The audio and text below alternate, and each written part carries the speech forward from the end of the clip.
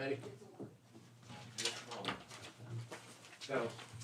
All right, it's time to call to order the special meeting of the McAllister City Council, Tuesday, September 28th. Actually, we have to wait just a second for Cora to get here to call the roll. We do have a quorum. Our agenda is a little bit off. Normally on our special meetings, we don't do citizens' comments, and we usually hold the invocation and pledge until the regular meeting starts. So that's what we'll do when it comes up. Okay. Cora, would you go ahead and call the roll?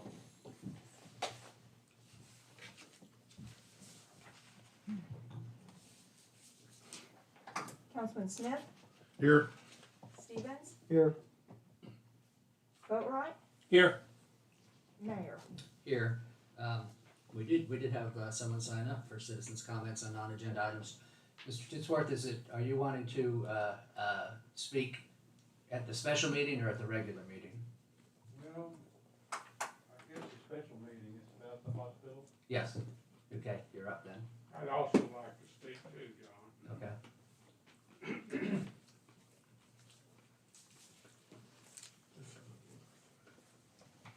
On the agenda. John Titsworth, 1010 Douglas, McAllister. About the special meeting in regards to the hospital, I think from reading, I read through it real quick, but the city of McAllister is basically the beneficiary of the trust, and I think the city should remain within the city and not start doing stuff outside of the city. And I also believe that the city should not get in competition with private businesses, that they should be allowed to do business and not be competitive with the city of McAllister and whatever types of benefits that are offered for health care within the city or outside of the city as far as that goes. Where the main reason for the hospital is to bring those people that work with private enterprises to come to the hospital for needs at the hospital. Thank you. Mr. Roden?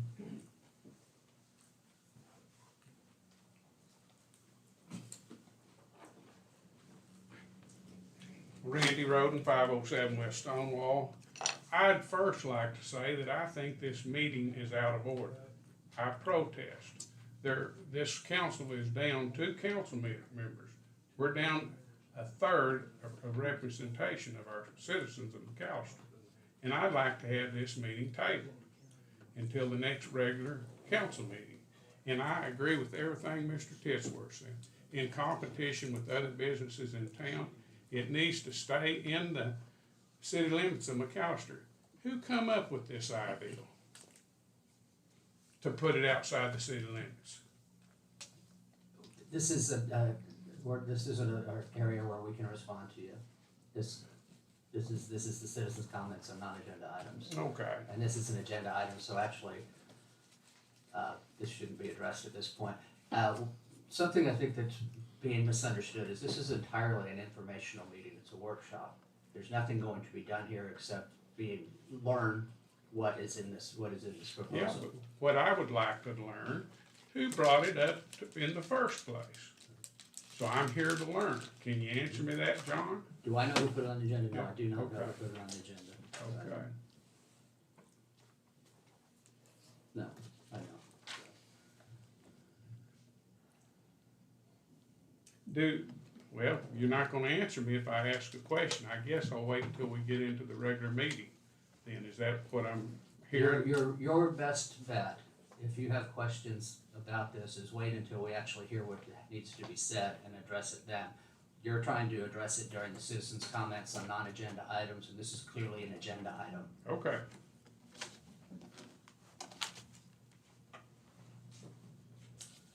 Okay, with that, we will move to scheduled business, which is presentation by the McAllister Regional Health Center Trust Indenture. Mr. Keith. We good? I turned it on, it'll Yeah, take a take moment. Well, good evening, Mayor, Manager, City Councilman. So today, I have the pleasure of making some introductions. I have Karen Rieger from Pro and Dunleavy, who's the hospital's attorney. I have Mary Shannon, the board chair of the hospital, and I get to provide a little background. Several months ago, the Board of Trustees engaged and asked me to ask our attorneys to review the trustee, PowerPoint dropped off. the declaration of trust. And again, it's been quite some time. I think the last time it was updated was in the 70s, right? 77. So, again, Karen Rieger's a renowned attorney in healthcare law. She's provided services to many other public trust hospitals. And at the request of the Board of Trustees, they've asked to update the declaration of trust. So I'll turn it over to Karen. Thank you, David. You good? Again, thanks for inviting us here to kind of present this proposal tonight. I do represent the Board of Trustees, and at one of the recent meetings, I think in the spring, the mic, okay. Thank you. At a meeting, I think earlier this year, some issues came up about whether any of the provisions of the trust indenture needed to be updated or modernized.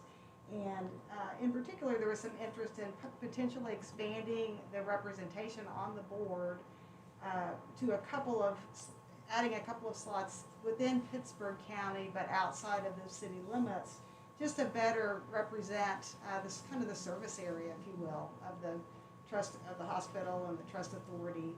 Services are being provided to residents across the county, if not beyond the county. And the benefit of that is that the bigger your service area, the more the hospital is able to attract specialists. So, for example, cardiology, surgery, those specialty areas need a larger patient base and to be able to support those specialty services. So that's why we see this across the state. Hospital systems are expanding so that they can attract a broad enough service area to have the specialty services that the constituents really need and want. And so I think we've seen that in McAllister. McAllister's been, the health system's been able to attract some specialties because of their growing service area. So that was one of the considerations, and to just have a better representation on the board from across the county. As David indicated, the trust indenture dates back to 1969, so more than 50 years ago. The city of McAllister is the sole beneficiary of the trust. The trust was adopted with the purpose of operating healthcare services. Previously, those services were provided directly by the city. And the reason public trust came into existence back really in the 1950s was to provide a mechanism to finance the construction of hospitals and other capital improvements, so that you could issue, for example, tax-exempt bonds with that extended beyond a one-year period. As you know, municipalities are limited to issuing indebtedness for no more than a year, and in order to construct a hospital, you really needed debt that extended beyond that one-year period. So public trusts are able to issue tax-exempt debt for 20, 30 years, which is a better way to finance these types of facilities. So that's why they came about. It's really important for them to be, and public trusts are a statutory entity. They're based in Title 60, Section 176, and it's important for them to be separate from the beneficiary so that the beneficiary is not liable for the activities, the programs, and the debt of a public trust. So there's no city liability associated with the McAllister Hospital operations. There was a supplement in December of 1977, and it just added some additional terms to the trust indenture, but there's a little bit of a question of whether that was appropriately adopted back in 77 because it wasn't signed by the trustor, which I'll talk about in a minute. So this proposed amendment and restatement would pull in the provisions of that 1977 amendment, make sure they're appropriately adopted and incorporated into the trust indenture. So I think everyone's been provided with a marked copy of the trust indentures, which shows the proposed changes. The red line to show the proposed changes. Really, it's just, the changes are really just fall into four categories. They better align the trust indenture to the changes in the Oklahoma statutes over the last 50 years. They recognize the dynamic and the change in the healthcare industry. For example, the purposes of the trust currently are limited to really hospital activities. And healthcare systems today provide services much broader than that. So clinical services, imaging services, outpatient services, in addition to inpatient hospital services. And so this just better aligns the purposes to the nature of the industry today. It clarifies some of the ambiguous language in the trust indenture, and as I mentioned, pulls in some of the 1977 changes to make them a part of the main document. And then it modernizes the governance structure and the functions that has really two stated officers, the chair and then the vice chair secretary are the stated officers of the board, and then the board's entitled to appoint additional officers as they see appropriate. So it just streamlines the governance functions as well. As I mentioned, we worked with the board on this. We had several meetings where we talked about the changes. There were some additional comments and changes made after the first meeting. So there was a second meeting, and then at that point, the hospital board did approve the proposed changes to the trust indenture. I believe it's been reviewed by the McAllister City Legal Counsel as well, so they've looked at it. So just a couple of the specific changes in Article 3. Again, it just clarifies and expands the types of healthcare activities in which the authority can engage.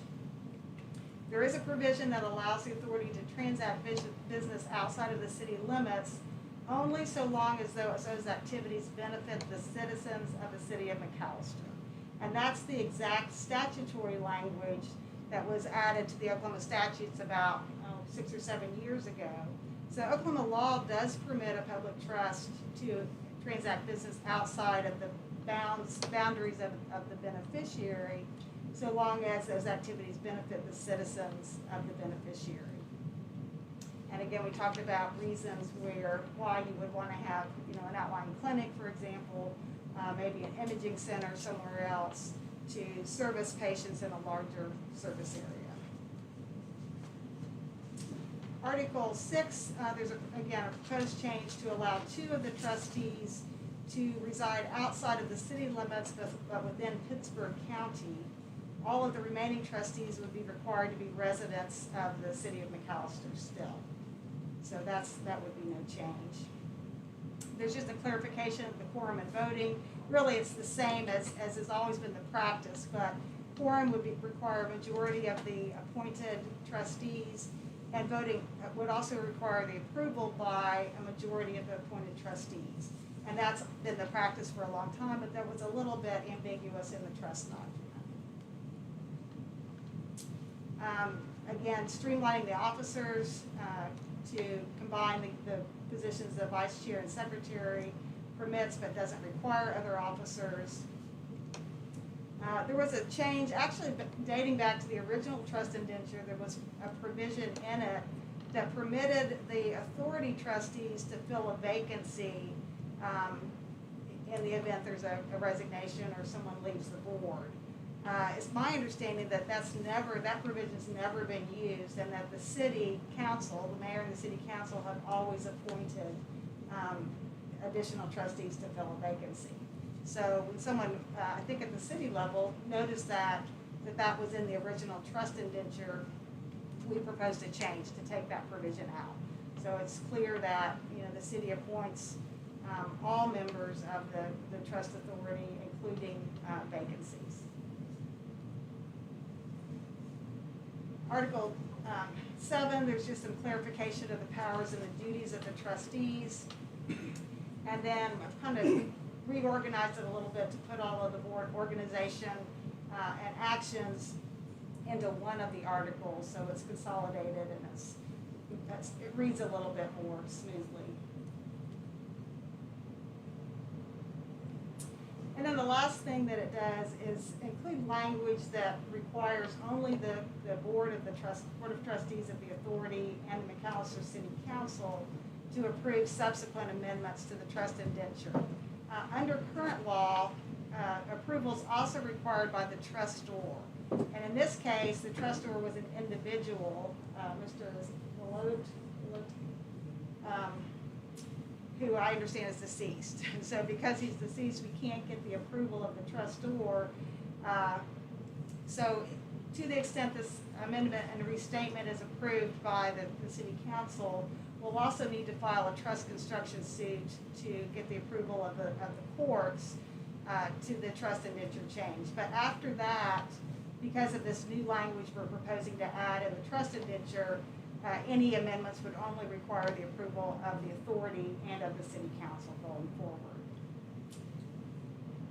And we've worked, as David mentioned, we've worked with a number of other public trust hospitals around the state over the last few years to kind of update and modernize their trust indentures and made a number of the same changes. So be glad to visit with you or let you visit with any of those communities if you'd be interested in what they have done with their trust indentures. And glad to answer any questions.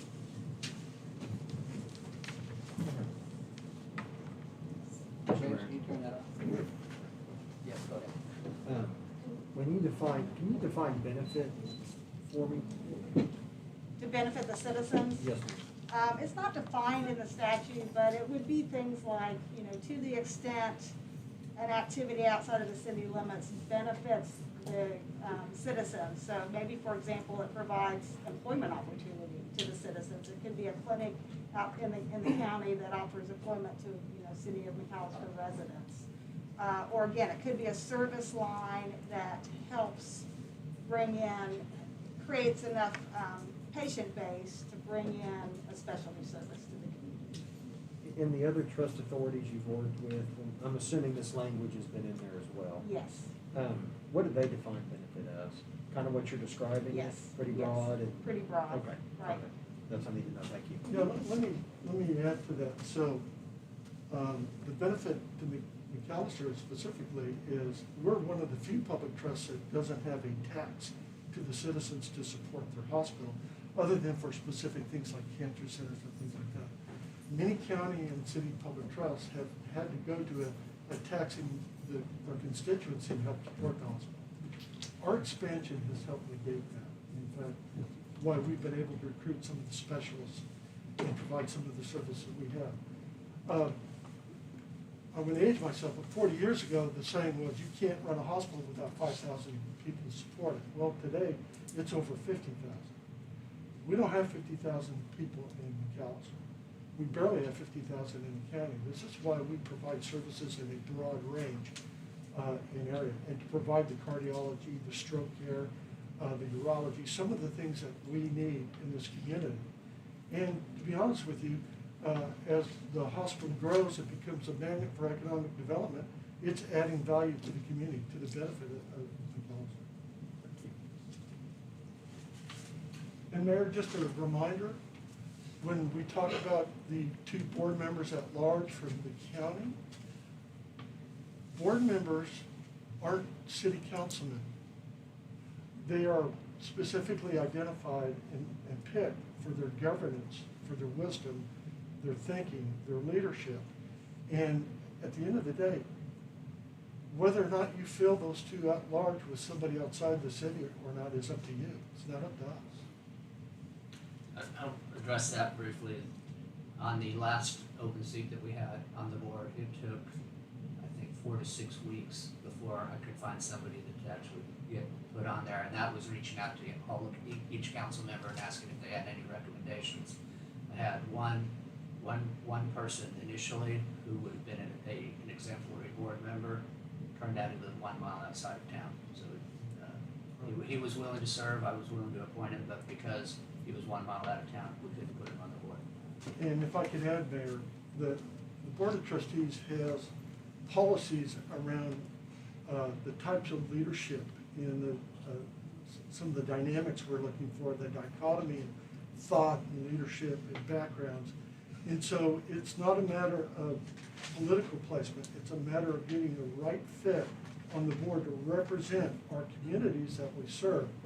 Some with spiritual backgrounds, some with banking backgrounds, some with other backgrounds. We try to get that blend. And so In essence, we have a robust governance group of individuals that are thinking about the community collectively. And I think that's the value that the hospital brings when it talks about its governance structure. And it is McAllister Regional Hospital, not McAllister City Hospital. The other issue, or not issue, but the other point I'd like to make is it's pretty well a business model for bigger hospitals to try to buy up hospitals in order to feed to them. So the question as far as being able to invest money outside or spend money outside of town, you know, if big hospitals are doing that, wouldn't it make sense for McAllister to be able to put a clinic in, you follow that clinic somewhere else in order to feed that population into our hospital here? Yeah, Mayor, you're talking the spoke and hub model, and having worked for the big system hospitals, that's absolutely the strategy, is to identify, take over, own a smaller hospital, allow it to just provide primary care and take all the specialty care back to the big city. Again, I want to remind this council that you can't get the type of care that we provide within an hour's drive in any direction. We're a level 2 stroke center. We do cardiac here. We have urology here. We have GI here. We would not have this capability if we were a small critical access hospital contained and constrained by the boundaries of McAllister. And so we don't want to see happen to us what we've seen in other local communities when they're taken over by other systems. I'd also like to add that our governance structure, as you appoint them, whether they're at large or not, those decisions are made locally. Those who propose to sell the hospital, to lease the hospital, are giving up the ability to govern ourselves and to make decisions to the betterment of the local city of McAllister in Pittsburgh County. So it's a little bit of irony to say it's got to be contained in the city when they're offering up to sell the hospital, where you have no ability to govern or make any decisions about your local hospital. I just believe broadening the potential of the revenue stream is a good idea. I agree. Any other questions or comments? Madam Chair, anything you'd like to say? I think you've said what I think. Good. Okay, one thing which Dave hit upon a little bit, you know, the hospital was not built with city money. And we don't have a regular tax flow coming in for the hospital. It's been self-sustaining from its very first days. The typical result, if it were possible to sell the hospital, is a reduction in services, an increase in prices, and as he points out, you know, the main service to remain here would be primary care. All specialty services, you go to Tulsa, Oklahoma City to get that done, which is not a very attractive situation for me. Mr. Titsworth, I'm guessing you want to say something.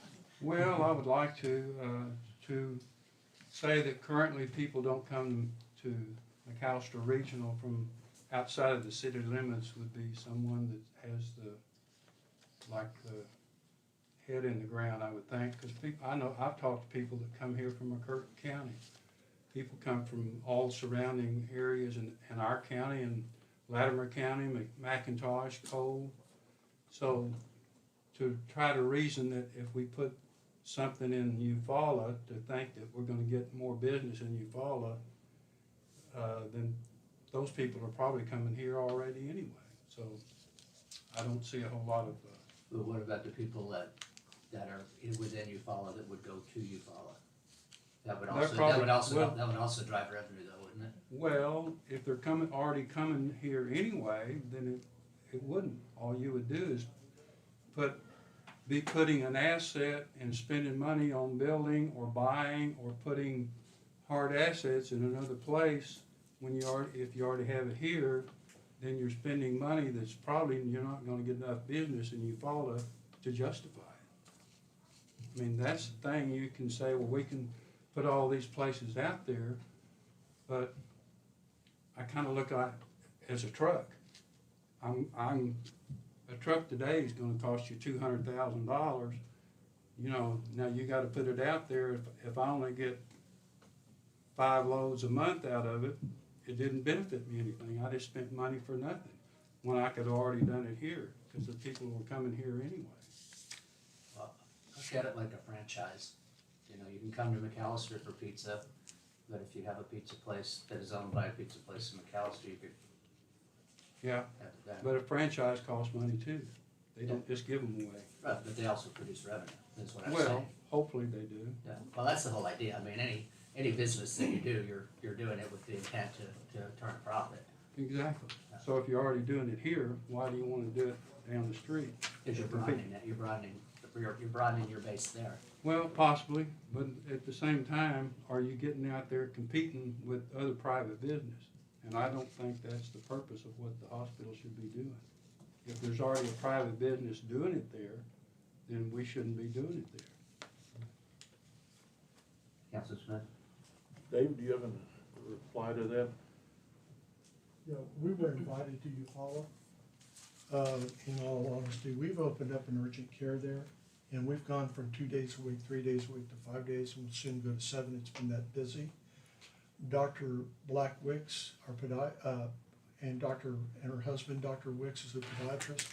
The reason we were able to achieve recruitment of those 2 doctors is because they live in Eufaula, and she wanted to practice in Eufaula, but she did not want to work for a big system. So we employed her, and as a result, we got a podiatrist, Dr. Wicks, who's a specialist here in McAllister. The bottom line, if we didn't put an urgent care and a presence in Eufaula, St. Francis or somebody else would. That's our real competition, is to bring service to a local community that wants us there, and that's what we're trying to do. And again, as a result, we've seen substantial growth in Eufaula, to the point they want to ask us to do more for that community. And that community's also said that they may be willing to put up resources to help achieve that. So the bottom line is, to your point, to sustain a full-service hospital like McAllister takes growth. Healthcare has changed in the last 40 years tremendously. And a good example, and I'm sure you're very well aware of this, John, look what happened in Muskogee. 4 of their doctors left Muskogee and we recruited them. Some we retained, some moved on, but the bottom line is this. I have a brand new, young, fellowship-trained orthopedic surgeon who's coming from a very small rural community in northeastern Oklahoma. Will graduate next year. The number 1 condition of employment is I will not work for a system hospital. I want to work for an independent hospital. And I can bring him to this council to tell that to you. And I will also tell you what will happen if you lose your hospital and stifle its growth. You will lose your doctors. Then what will you have? You'll be driving to Tulsa. You'll be driving to Durant. You might have to drive to Ada, and who knows what. I don't think that's good care. Studies show that if you have to drive more than 20 minutes, your mortality goes up, because that's how much time you have when you have a heart attack or brain bleed due to a stroke. So the bottom line is you have a wonderful asset called McAllister Regional Health Center. It's seen substantial growth over the last 10 years. Monetizing it doesn't make sense to me. We have strong liaisons and partnerships with other systems, Oklahoma Heart, USO, OSCRI, Cancer Center. We're putting those folks at risk by thinking we can monetize your best asset or one of your best assets in the county. Unless there's, Randy, I'm gonna have to hold you up because we're gonna have to recess this and start the next meeting because I think it's 6 o'clock. It won't take but a second. Okay. I'd like to address us going out and doing other things in other community and the failed projects we had. And David, you correct me if I'm wrong on some of this, but we've been. Mr. Roden, Oh. please address the chair. Okay.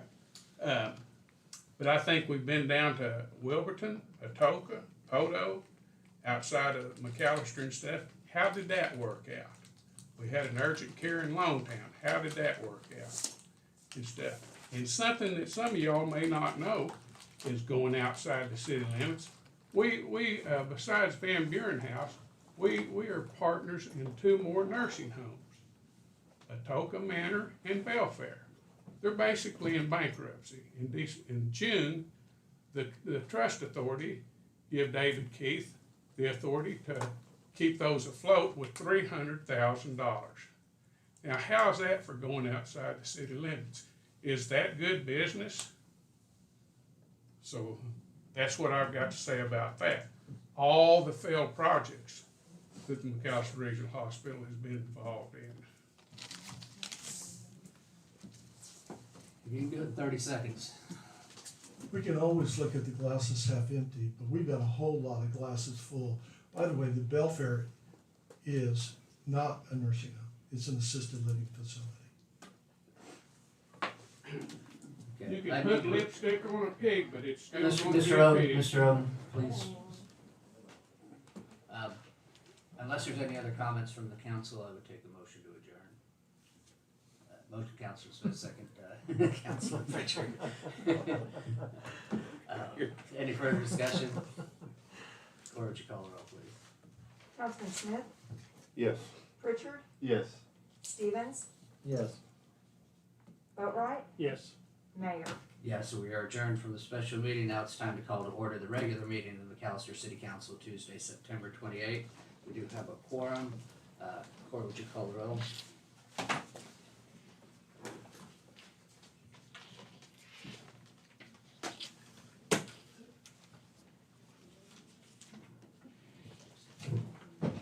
Councilman Smith, Yes. Stevens, Yes. Boatright, Yes. Pritchard, Yes. Mayor. Yes. For invocation and pledge, we have, it's a pastor, Pastor Donald Brown, I believe, are you from Rentisville? I live here in McAllister. Yeah, but your church is in Rentisville, so if you would come up to the mic.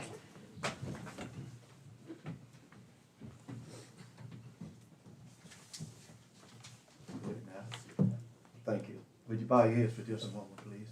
Our Father which art in heaven, we come now, gracious Father. Once again, God, it is that we say thank you for who you are. Thank you for all that you have done. Thank you for the opportunity to come and be able to call upon your name in this meeting. And you said that we could approach your throne boldly. So, Father, as I approach the throne this evening, I ask that you give these men leadership of this city. You have put them as stewards over the city, and show them and direct them in the way that you would do it. And you would do it with love, and when one don't understand, reaching out. We have to take risks. There's a risk even in serving you. But Father, we know tonight that you're an able God. You're able to do anything but fail. And what these don't, they may not have the knowledge, or maybe they have the knowledge, or help the world to this city to understand that love is what makes the world go round. Folks don't understand it when it's the whole thing, and sometimes you lose the game because to die is to gain, because we gain eternal life. Sometimes we lose, but we learn from what we lose. So Father, help these men, help the new councilmen that just come in under them, and lead him and direct him and guide him, that they would do things that would be pleasing in your eyesight. There used to be a saying of, what would Jesus do? And we have to look at what the Lord would do. How would God handle when there's a situation? There are folks that's outside this county that don't have the medical need that we have here. And sometimes, Father God, that's what it takes. I live in this city, but I preach out of this city, and you've made it prosper. And I know you can do that for the city of McAllister. You can do that for McAllister Hospital. You're able to do anything but fail. Father, I now love you. I adore you. Thank you now for this opportunity just to be able to approach your throne and let them know that you've got them in your hands. In the Master's name, in that wonderful name, that name above every name, in Jesus' name, amen. I pledge allegiance to the flag of the United States of America and to the republic for which it stands, one nation, under God, indivisible, with liberty and justice for all. Thank you, Pastor Brown. All right, we have swearing-in ceremony. Is Judge Mills here? Judge Mills is here, and Mr. Roden, if you would come up. Judge Mills, if you go to the microphone. Pretty sure your voice would carry, but It always does.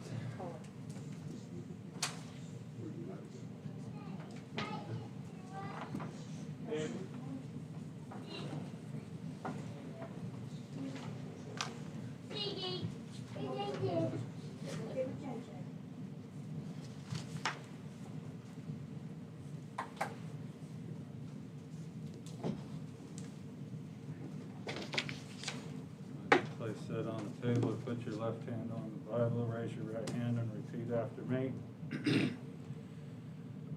I, Randy Roden, I, Randy Roden, do solemnly swear do solemnly swear that I will support, that I will support, obey, and defend obey, and defend the Constitution of the United the States, Constitution of the United States, the Constitution of the State of Oklahoma, the Constitution of the State of Oklahoma, and that I will not and that I will not knowingly receive, directly or indirectly, any money or other valuable thing any money or other valuable things for the performance or non-performance for the performance or non-performance of any act of any act or duty or duty pertaining to my office, pertaining to my office, other than other than the compensation allowed by law. the compensation allowed by law. I further swear I further swear that I will faithfully that I will faithfully discharge my duties discharge my duty as Ward 4 Councilman as Ward 4 Councilman to the best of my ability. to the best of my ability. Congratulations. So help me God and keep me steadfast.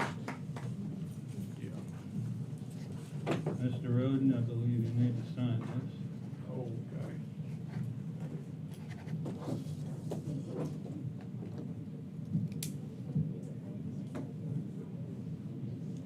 Thank you, Judge. Anytime.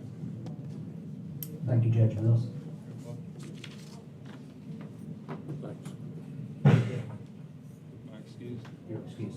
Thank you. We got to say that to the judge.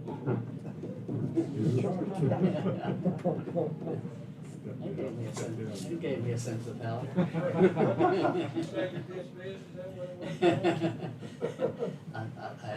I'm smart enough to still be polite to him, just in case. Just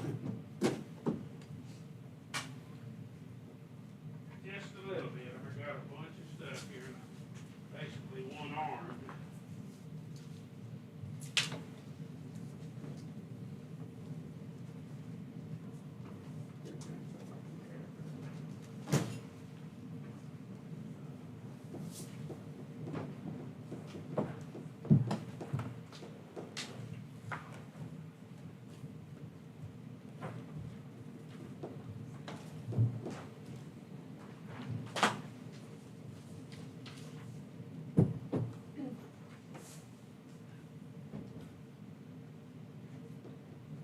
Councilor Roden, this is your opportunity to make any remarks you'd like to make.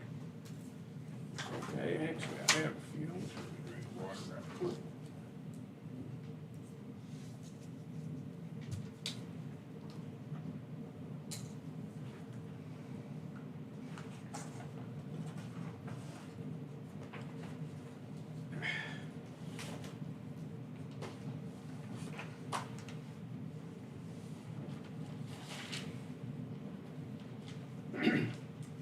I'd like to thank everyone in helping me get elected to the Fourth Ward City Council position. I was elected by a large margin because of my family and friends and hard work. I had a good platform and the issues that I believed in, and I took a stand on. The people of Fourth Ward felt the same way that I did, especially the selling of the hospital. They were in agreement with that. I knocked on hundreds of doors out there. There's only 2 people that wasn't for selling the hospital. And I'd like to thank everybody for getting me here.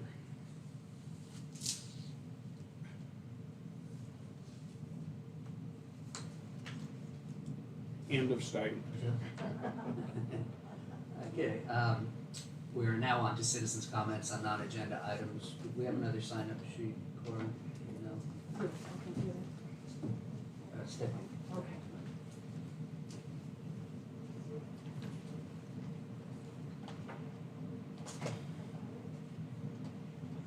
We didn't have anyone sign up, so we will move on to the consent agenda. All matters listed on the consent agenda are considered to be routine by the city council and will be enacted by one motion. There will not be separate discussion of these items. If discussion is desired, that item will be removed from the consent agenda and will be considered separately. The agenda tonight consists of A, approval of the statement from the September 14th, 2021 regular meeting of the McAllister City Council. B, approval of claims for September 8th, 2021 through September 21st, 2021. C, consider an act upon indefinitely postponing court claim number 210318-1-ME filed by Brian G. Garrett, attorney for Mackenzie E. Diamond. D, consider an act upon approving the update for the safety manual. E, consider an act upon authorizing the mayor to sign an agreement between Tyler Technologies and the city of McAllister for hosting and cloud services for executive software in the amount of $10,780. For new time clocks and annual recurring fees of $14,674, including mobile access. Would anyone like anything removed from the consent agenda? Council Smith? E. E. Any others? Any removals? I would take a motion and a second to approve items A through D. Motion, Councilman Smith. Second, Vice Mayor Stevens. Any discussion? Cora, would you call the roll, please? Councilman Smith, Yes. Stevens, Yes. Roden, Yes. Boatright, Yes. Pritchard, Yes. Mayor. Yes, and the motion carries. I was wondering, Pete, why we're gonna be paying over twice as much in annual fees for this service? Just out of curiosity, and, according to this, we were paying $66.85 a year, and this is gonna be $14,674 a year. It seems like a big jump. A big part of this is putting this software on the cloud. And then it also allows, right now, it's very limited on just on someone's computer, and that they would be able to log in, say the police department could log in their police cars. And then also the security that we have, because I believe that Executive has its own server right now that we pay for. So that would eliminate that server and just have some more security on that software. So, promising better service Yes. to our people. Yes. Right now, What, I mean, is this a time clock thing? yes, What do you need to do on the time clock that requires a great deal of software? it's protected for one, because everybody has access to it, and then it's how we generate all of our time cards into our payroll system.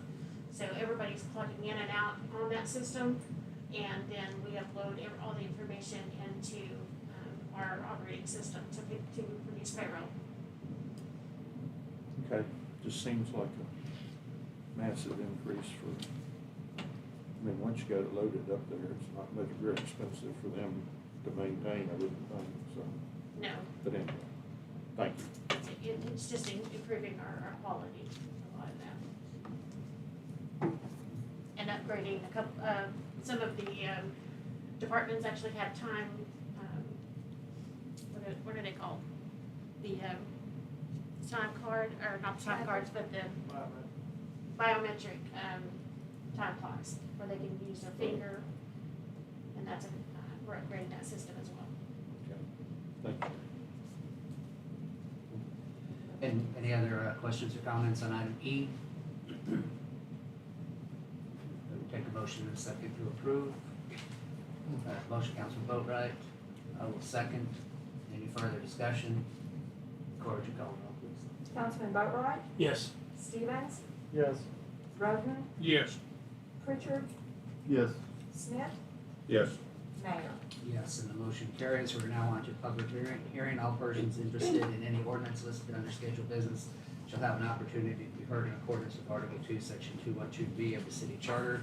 Tonight we have three, the first being an ordinance of the City Council of the City of McAllister, Oklahoma, dedicating an unplatted roadway located in Townside Addition number 5, TA number 5, Pittsburgh County, Oklahoma, being 40 feet in width and 642 feet in length as a public street of the city of McAllister, Oklahoma, to be known as and named 20th place and declaring an emergency. Second is an ordinance of the city of McAllister, Oklahoma, creating McAllister City Code, Chapter 106, Utilities, Article 3, Sewers and Sewage Disposal, Division 4, Fats, Oil and Grease Control Program, repealing all conflicting ordinances and providing for severability. And the third is an ordinance of the city of McAllister, Oklahoma, amending ordinance number 2687, which established the budget for fiscal year 2020-2021, repealing all conflicting ordinances, providing for a severability clause, and declaring an emergency. Take a motion in a second to open the public hearing. Motion, Councilman Smith, second, Councilman Pritchard. Any discussion? Corey, would you call the roll, please? Councilman Smith, Yes. Pritchard, Yes. Roden, Yes. Boatright, Yes. Stevens, Yes. Mayor. Yes, we're now in the public hearing. If anyone would like to address us on the first ordinance involving the street, please step forward. Seeing no one, if anyone would like to address us on the second ordinance on the Fats, Oils, and Grease Control Program, please step forward. Seeing no one, if anyone would like to address us on the ordinance concerning the budget, please step forward. Seeing no one, I take a motion and second to close. Motion, Councilman Smith. Second, Councilman Boatright. Any discussion? Corey, would you call the roll, please? Councilman Smith, Yes. Boatright, Yes. Roden, Yes. Pritchard, Yes. Stevens, Yes. Mayor. Yes, and the motion carries. We're on to agenda item number 1, consider an act upon authorizing the city manager to accept a grant award from the Oklahoma Tourism and Recreation Department in the amount of $325,800 to develop Mullen Park. Ms. Giacomo, I sure hope you have a Cliff Notes version of all those papers you just brought up. Thank you, Mayor and Council. What I have before you this evening is an agreement with the Oklahoma Tourism and Recreation Department for a grant through their Land and Water Conservation Fund. This is a 50-50 matching grant. So the grant award is $325,800 to develop the park at, or William P. Mullen Park, to include a splash pad. I'm assuming that splash pad behind you is not the one for Mullen Park. No, this is for That's Hunter Later Park. Lake. That's right. Are there any questions, Councilman Pritchard? So I noticed in here we have to do this within 3 years of the grant. When do we plan to do it? When do we plan to do it? As soon as this is fully executed and we're ready to move on, we'll start the specifications. Once the specifications are completed, then we'll put it out to bid. So our plan is to start immediately. So when do we think, if we had to guess, when can I go play in the splash pad? At this point, I can only speculate. That's fine. I mean, I would Is this estimate. next summer or the summer after that? I would estimate the summer after that. Okay, thank you. Worst case scenario. Any other questions, comments? Well, I have a comment. I mean, I like the splash pads. I was dumbfounded when I was out knocking on doors over there in Fourth Ward by the Freedom Park, and I heard a waterfall going down the street, and I had just never given any consideration what happens to that water that goes down there.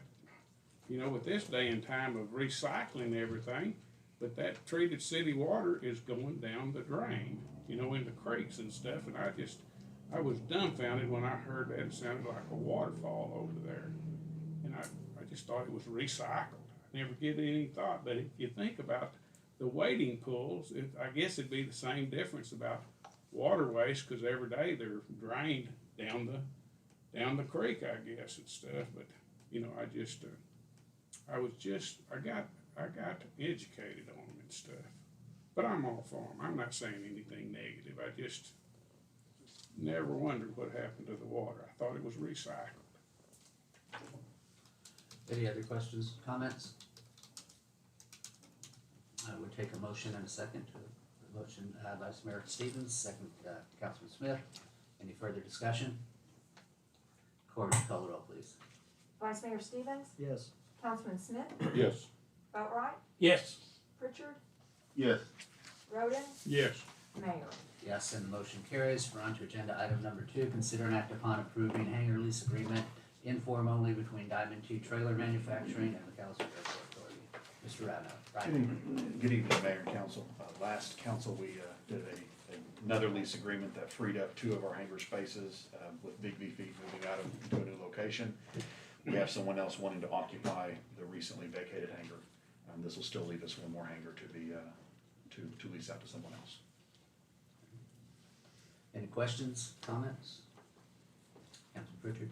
I see they're paying, what are they paying, $325 a month? How does that compare to what we were leasing it for? So that's actually stayed the same over the last several years. Whenever I first became the interim airport manager, we did a study to see if our rates were comparable. Mhm. We didn't look at every community, but I did look at 4 or 5 kind of in the region, and these rates are very in the middle of the pack of what everyone else is charging. You'll notice it's not much. There's not a lot of return on hangars. You're more interested in getting the activity out at the airport. Thank you. Any other questions or comments? We take a motion in a second to approve. Motion, Councilman Smith, second, Councilman Boatright. Any further discussion? Why don't you call the roll, please? Councilman Smith, Yes. Boatright, Yes. Pritchard, Yes. Stevens, Yes. Roden, Yes. Mayor. Yes, and the motion carries. We're on to agenda item number 3. Consider an act upon authorizing the purchase of hosting and cloud services for Carasoft Technology Corporation for open government budgeting and planning suite and open government citizen services in the amount of $131,507.66 for fiscal year 2021-2022 on State of Oklahoma contract SW 1022C-9 NASPO AR 2472 pursuant to section 2382 of McAllister City Code. Ms. Clifton. Good evening. This is for the OpenGov Budgeting and Planning and the OpenGov Citizen Services. We previously brought this to council July 27th, and council had requested that we reach out to several different cities and towns that are also using the same programs, which we have, and it seems that it's compatible with what we're wanting to do. It works with our accounting system very well, and we just ask that the council approve this purchase. I'm assuming the cities that you reached out to are happy with the software. Yes. Yes. Very much so. Okay. Are there any questions or comments on this? Council What Smith? cities did you check with? I checked with, it's Kernsville, North Carolina, and I did a go-to meeting with them. Due to COVID, it was very difficult.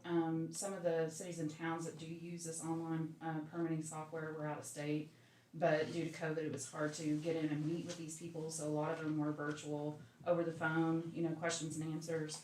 And then also I looked at Wooster, Ohio, and it was on the front side of theirs to look at, like, you could pull it up by address and see all their permits and everything, for locations. And so I looked at both of them. The go-to meeting was very informative. They were really happy with it. They do on-site inspections. They can make notes. And then there's also multi-user accessibility. So if you've got a general contractor, your subcontractors can also access it and see those notes and all those inspections and everything. Any place in Oklahoma? Not for the permitting. I think Ms. Swift, she visited with some in Oklahoma for the budgeting and planning. And what does it, I have read through all of their puff piece here, but what does it actually do for budgeting and planning in plain English? Basically, we're looking at this for the budgeting purposes is basically to bring it, us up to a different level than what we are today.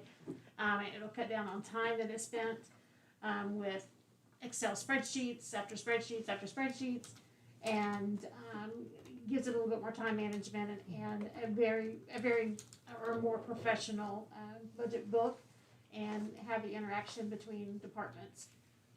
There's again, it's a cloud-based service, and we basically give them provide them with our history.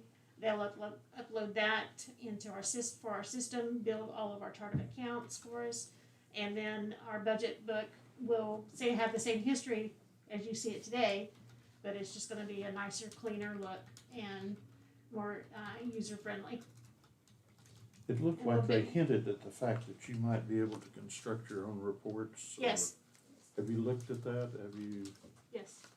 played with that any, or talked to anybody that's You know, a lot of times we seem to get into these software things where they promise that and then you find out you can't really do it very easily. Actually, the reporting piece of this, a lot of people, as far as the budget book portion of this, a lot of cities have actually won awards for their presentation of their budget books.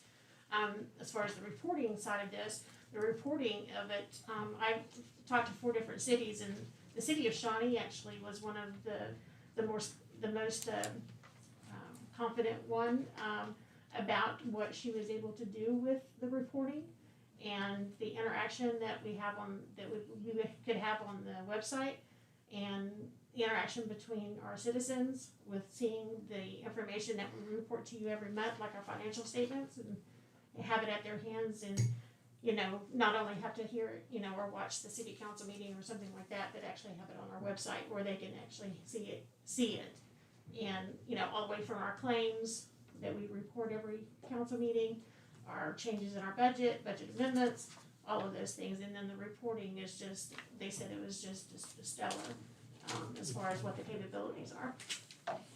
I can't remember that first meeting. Did we look at any other competitors of these people? Did we I've actually get a spent, bid or? well, I've actually spent, myself, I've looked at 4 different types, and OpenGov was the most robust that offered. And then why we kind of chose this one is because it provided both suites or both modules for us, where others did not. Meaning the budgeting portion and the planning. But there's The also permitting. the It's the permitting. Yes. The permitting Yeah, the part permitting and then and their part, yes. right? I had looked at others, and even though they were, they were really robust as far as the reporting side of it, they weren't as friendly for the public side of it. So for the permitting part of it, it makes it more accessible. People can go in and print things. It's just, it's better for the citizen more so than it is the staff, is the reason why I like this one more than I did the others. There was a lot of analytics and a lot of different workflow, things that you could do with the other ones, but this one seemed to be a better fit. And then plus with it being combined with the budgeting, But it for seemed like you, inputting what you need to input is easy, yes, clear, yes, feel good. very much so. And it does provide a lot of this on the reporting side, and what the citizens will see is real-time feedback, where if it's delayed or if they're trying to reach somebody that maybe not be in the office on that day that they need somebody, if they have the access or they have their account, they can go out online and see actually where their work order is, what the status of it is, where it's delayed, what is delayed, and then a big part of that is connecting all of our departments. Right now we have a missing link, and we dropped some things, but for the most part it's just connection where everybody has. Well, for both parts, for hers and ours, it connects. The planning. Permitting is not something that all the city departments need to access, is it? It does actually. So like if someone requests a building permit, they may have a land disturbance permit, a water tap and a sewer tap that goes through Public Works, and then the payment through it goes through the Revenue Office. We also And the fire work with, department?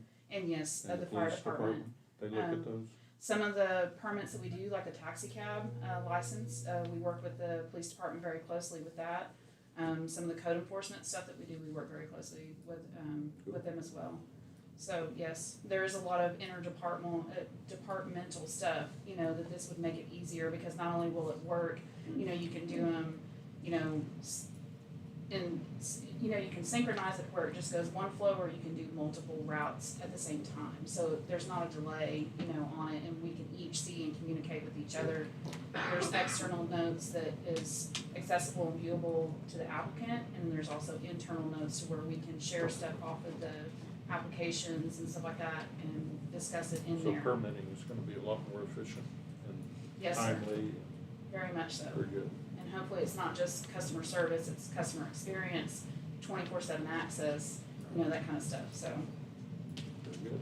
Thank you. Any other questions, comments? The bottom line is it's more transparent and easier access for the public. Absolutely. That's what we're looking forward to. Take a motion in a second. Motion, Councilman Pritchard, second Vice Mayor Stevens. Any further discussion? Court, would you call roll, please? Councilman Pritchard, Yes. Stevens, Yes. Smith, Yes. Boatright, Yes. Roden, Yes. Mayor. Yes, and motion carries. We are on to agenda item number 4, consider and act upon an ordinance amending the code of ordinances of the city of McAllister, creating McAllister City Code, Chapter 106, Utilities, Article 3, Sewers and Sewage Disposal, Division 4, Fats, Oil and Grease Control Program. Thank you again.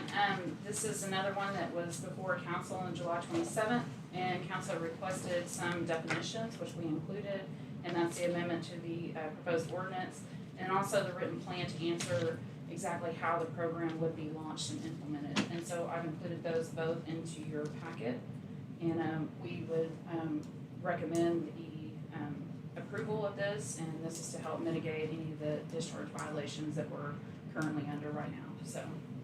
Just for the public's knowledge, how would we police this? Well, currently, any kind of remodels, the liquor license, like that, when we go in and we do our building inspections, our fire inspections, we are looking at that now. We do request that those grease interceptors or grease traps are being put into the kitchens. We will, over time, go through and do annual inspections. There's an estimated probably 122 different facilities across the city of McAllister that this would apply to. And so it would take probably a good 6 to 8 months to do those inspections and follow up on those. And just, we'll give them time to get those in place, you know, and our building inspectors will mostly work with that, and then UTM will start, you know, also helping with that as well. You mean the city of McAllister never had those grease traps and stuff before? There are many. Okay. There are some that are in place now. It's just we're experiencing some that are not adequate in size and to handle the grease that they're, you know, handling in their kitchens. So. Any other questions? Councilman Did Boatright? the county or does the county have anything to do with this? Also, did the county health department? We have reached out to the county health department. Once we get this implemented, they do plan to partner with us and help it with with like the food handler permits and so forth, and to push that information out and help ensure that those are in place. The ultimate enforcement will be up to us, though. Councilman Pritchard? How will you enforce it? There are fines or fees that are associated with it. We do have a few places in town that are they have chronic issues. With this in place, it's towards the end of the ordinance, but we'll assess those fees through their utility accounts. And basically it's to offset the work, the damages that are occurring because of those clogs in our sewers. Anyone else? Is there a motion? I will make the motion. I'll second it. Second, Councilman Roden. Any further discussion? Or would you call roll, please? You made the motion? Yes. Councilman Roden, Yes. Boatright, Yes. Pritchard, Yes. Smith, Yes. Stevens, No. Mayor. Yes, and motion carries. On to agenda item number 5.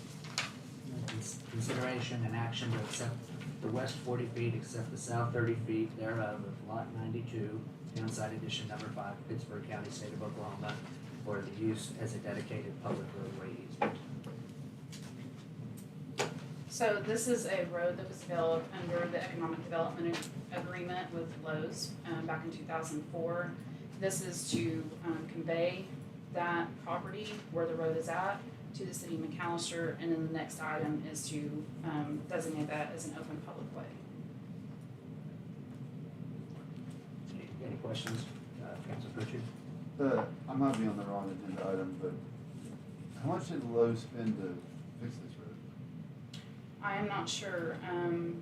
There is an easement agreement between Mr. Dahlgren and Lowe's, and so Dahlgren had requested the recent update or recent maintenance of that road, but I don't know the dollar figure of what it is that they spent to get that taken care of. Where did I see that? I saw, oh, it's from this memo, I think, from Mr. Jones.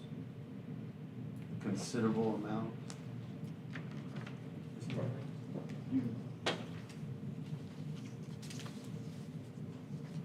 Am I making this up? I thought I saw in your memo that it said Lowe's had spent a considerable amount or some amount. Do you know how much they actually I spent? don't. I know that they went back on that section of road, they milled it off, repaired any soft spots in it, overlaid it again, with fresh asphalt and repaired any damaged curbs as well. And they did a nice job with it.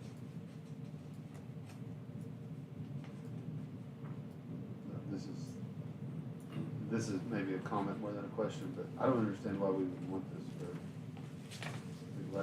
why does the city need to have another 600 feet of roadway? With our land development code, the vacant property next to it cannot be developed.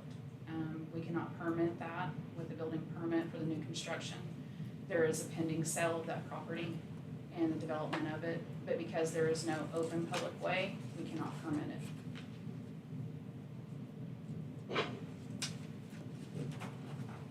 Any other questions or comments? So a private drive cannot permit something? That's correct. In the city of McAllen? That's correct. Where's that at in our code? It's in chapter 62, it's under the area regulations of each district, and it'll say how much road frontage is, needed in each district. For that C5 district, I think it's 100 feet of road frontage, and it has to be an open public way. Okay, so it cannot be a private drive? That's correct. Okay, thank you. You're welcome. Any other questions, comments? Is there a motion? Motion, Councilman Smith, second Councilman Boatright. Any further discussion? Lord, would you call the roll, please? Councilman Smith, Yes. Boatright, Yes. Stevens, Yes. Roden, Yes. Pritchard, No. Mayor. Yes, the motion carries. We're on to agenda item number 6, consideration and act upon approval of an ordinance of the city of McAllister authorizing the opening of a previously constructed roadway to be known as 20th Place. I don't think we need much discussion on this. It's what we just voted on, essentially, just naming it. I did consult with our E911 coordinator for the name of it, and so it goes consistent with the street numbering. She did prefer to name it 20th Place rather than 20th Street, so it wasn't confusing with some streets and Crows. And so it makes it easier for emergency responders to be able to locate and find those because it's more unique. Any questions or comments? I do have one question. So it's a 40-foot, maybe this is more of a statement, so it's a 40-foot wide roadway easement. Am I reading that correctly? That's correct. Okay. What's our typical roadways when we make somebody build something new? You know, it varies. It just depends on what area of McAllister that it's in. Okay. What would it be, what are we doing with 14th Street? I don't know off the top of my head. Our normal width is 27 feet back to curb, so that's our normal 2-lane roadway. So that's giving us 13 feet or 6.5 feet on both sides for easements for utilities and those type of things. But that's our normal size. Okay. What's it in residential areas? Right offhand, I don't have that, other than 20, we normally build 27 feet back. Is that correct, Mr. Jones? I think they're normally 30. Okay. I'm not 100% familiar with that site. Is it 27? Okay. Okay, thank you. Any other questions or comments? Motion and a second to approve. Motion, Councilman Smith, second Councilman Boatright. Any further discussion? Lord, would you call the roll, please? Councilman Smith, Yes. Boatright, Yes. Stevens, Yes. Roden, Yes. Pritchard, No. Mayor. Yes, the motion carries. We're on to agenda item number 8, consider and act upon authorizing the mayor to, is there an emergency on that? Yes, sir. It's not listed. Yes, it's in the ordinance and in the, not on the subject, but in the recommendation. It's on the ordinance. Is it It's not on the agenda. Okay. So not an emergency. It's in the summary.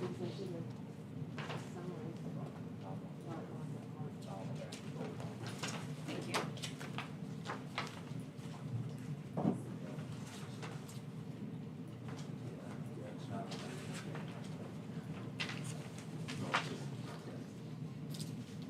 Now we're on to agenda item number 7, consider and act upon authorizing the mayor to sign the work order for professional services with Infrastructure Solutions LLC in the amount of $44,500 for engineering services for Morris Avenue Water System Improvements Project. Mr. Jones. Mayor, council, this agenda item, we have a 1,100-foot section of 12-inch water line along Moore Street from Main to Second. Historically, they've had quite a few issues with water line breaks along this. I know that just in the recent past, within the last 60 days, we've repaired this line twice. 12-inch lines, one of the main feeder lines that feeds Buffalo Tower. And so, every time we have to, have that leak, shut that down, it is a disruption to, the residents and the service through that tower. That tower serves quite a few people, on the north side of town. So we're wanting to get the engineering worked up on this, get it ready, and bring it to you as a project for a water line improvement. Assume we have this budgeted. We do. Any questions? Vice Mayor Stevens? Is this one of the lines that we identified in our? In our water, Yeah. it is, it actually is. Now, the funding, our plan for this particular section of line is to use ARP money. Okay. And, because that money can be used for infrastructure projects. Okay. And so we're trying to move, we have quicker funding, we can move this project forward with this. Thank you. Any other questions or comments? We put a map in next time. Not on this one I didn't, I apologize. On the other one I did, some of the others. All right, take a motion in a second. Motion Councilman Boatright, second Councilman Smith. Any further discussion? Corge, you call the roll, please. Councilman Boatright, Yes. Smith, Yes. Roden, Yes. Pritchard, Yes. Stevens, Yes. Mayor. Yes, and the motion carries. We're on to agenda item number 8, consider an act upon authorizing the mayor to sign contractor's final payment number 7 and certificate of substantial completion for the contract with Sunrise Construction LLC for the Saunier Way drainage improvements and accept the project as completed. Mr. Jones. All right, council.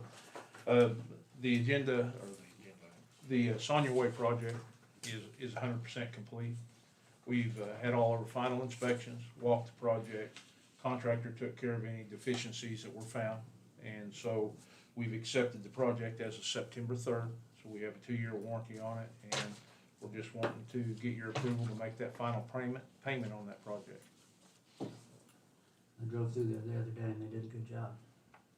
They did well. Any questions or comments? Take a motion second. Motion Councilman Smith, second Vice Mayor Stevens. Any further discussion? Corge, call the roll, please. Councilman Smith, Yes. Stevens, Yes. Roden, Yes. Boatright, Yes. Pritchard, Yes. Mayor. Yes, and the motion carries. We're on to agenda item number 9. Consider an act to authorize the mayor to sign an encroachment easement agreement with Kevin A. Connor and Elizabeth C. Connor to allow the encroaching portion of the proposed building to be built within the utility easement located on the property at 1327 South George Knott Expressway. Mr. Connor has key equipment, and he approached the city about doing a expansion of his building to be a parts warehouse and a loading dock. The expansion would actually move away from his current building to the south, and what would be the southwest corner of the building, he's going to be wanting to encroach upon a sewer line easement there. It's a dead-end sewer. The sewer, there's a manhole just 30 foot beyond the end of his building that it doesn't serve anyone else other than him. He's the only person that's served off of that sewer line in that location. The easement the encroachment easement that he's asking for is to make sure that we would allow him that encroachment before he started construction on his building. Now, the easement here will give him right to encroach into that easement. But he will be responsible for, any damage that he makes to our line. Or if as he's building, he needs to have that line relocated and it needs to be moved over to, 4 or 5 foot, whatever the case might be, that will be his responsibility also. And he will give us a new easement to account, for that. He'll provide that for us. In the future, if we have a problem with that sewer line and we have to work on it, we are not liable for any damages to his building because he is encroaching into our easement, and we can make our repair, and any damages that might be there would be his because he's acknowledging the fact that he is locating a corner of his building in our easement. So we feel like that we're protecting the city, we're trying to work with the property owner, and kind of try to be win-win for both parties. Councilman Smith? But his proposed building doesn't actually cover up the sewer line. It does not. Yeah, I think in my description I put 2 foot. We looked, and there is a little map. The very last page, I've got a map there. It's 2 to 3 foot. In that area where he moves into our easement. Thanks, sir. You bet. Councilman Pritchard? So,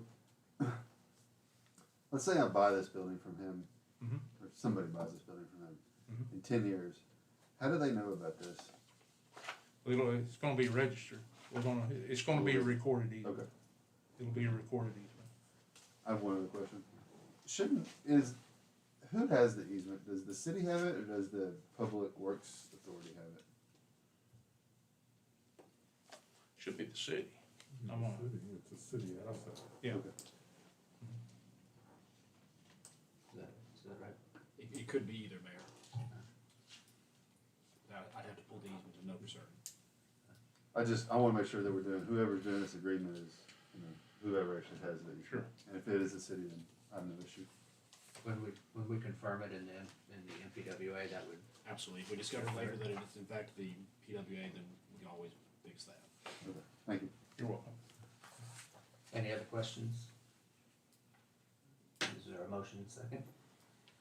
Motion, Councilman Smith, second, Councilman Boatright. Any further discussion? Cora, would you call the roll, please? Councilman Smith, Yes. Boatright, Yes. Pritchard, Yes. Stevens, Yes. Roden, Yes. Mayor. Yes, and motion carries. We are on to agenda item number 10, consider now the final ordinance amending ordinance number 2687, which established the budget for fiscal year 2020-2021, repealing all conflicting ordinances, providing for severability, and declaring an emergency. Ms. Swift. So I think this is my 3rd time. It's a charm. So I'm all grateful that you're all here. Because it is the time of the year that we need to close out our year and move forward. So the budget amendments that we have in front of you today is our final amendments for the fiscal year 2021. And once we have these approved and posted, then we will close out our year and begin our new one in our system. So the first one that you have exhibit is grants and contributions. This is a total of $169,695, $895. These are private donations and grants that paid for these expenses that contributed on those items below. And all of these, of which I've noted at the very top, these are all going to be backdated into June 30th of 2021, just so you know. The next exhibit is our police grant fund. This is actually funds or equipment that was purchased. It was 14, I believe, radios for our OD, that, again, this is, portion of these radios were, paid through a grant, in the amount of $9,600. The next exhibit is in our infrastructure fund. These are projects, basically it's expenses that we are kind of netting here, but that first one with the wastewater treatment is the rehab sewer plant is, if you recall, it was to conclude the basin clean outs that took place. And then we had our fire hydrant replacement, and then some wastewater replacement improvements there that we are netting there.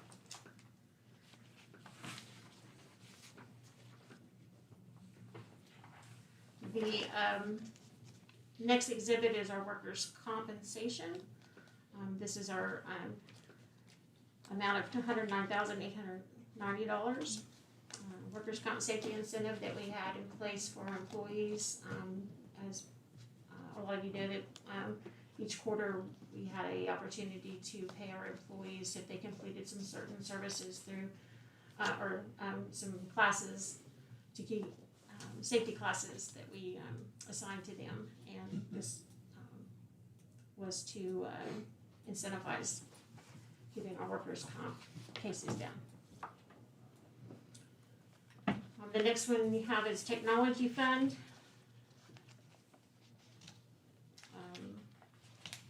Technology upgrades that we had to close out, and a little bit of fund balance is taken on this, in a total of $96,245, along with some grant funds that we also received.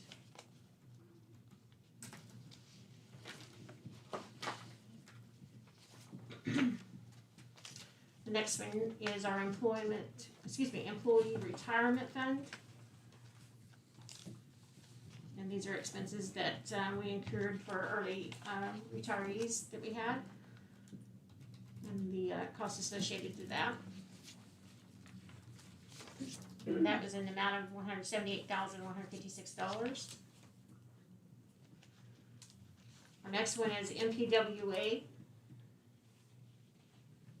And this is taken from fund balance on this one to cover expenditures that we incurred throughout the or toward the end of the year, and covering those, which is the trash service, the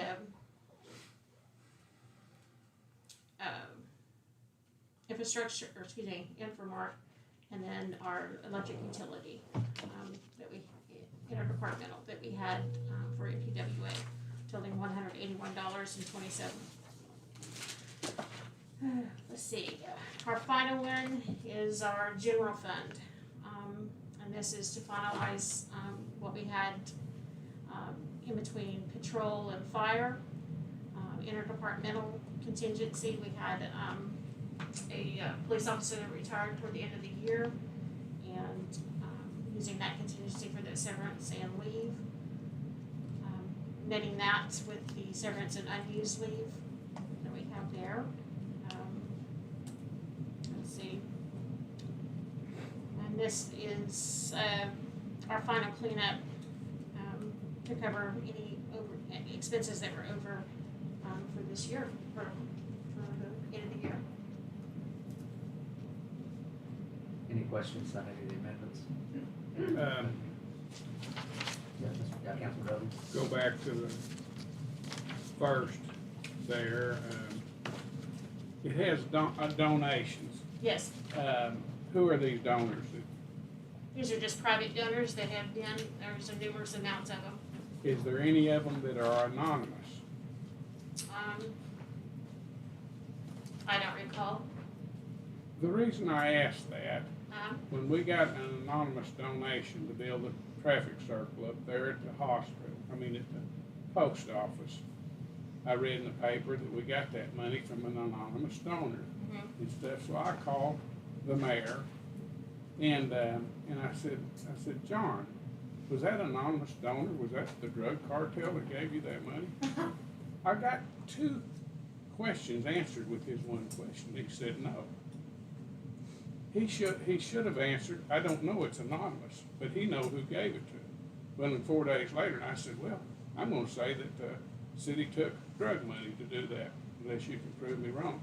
3 or 4 days later, it come out in the paper who gave that anonymous donation. When you take things, there's this for that, when you do that. So if we ever get any anonymous donations, I'd like to know who they would. So next meeting, could you tell me who gave the donations to the city? To each one of these, Yes. I'll have to look and see what I have available to you. I couldn't tell you right off the top of my head. There's Okay. several of them.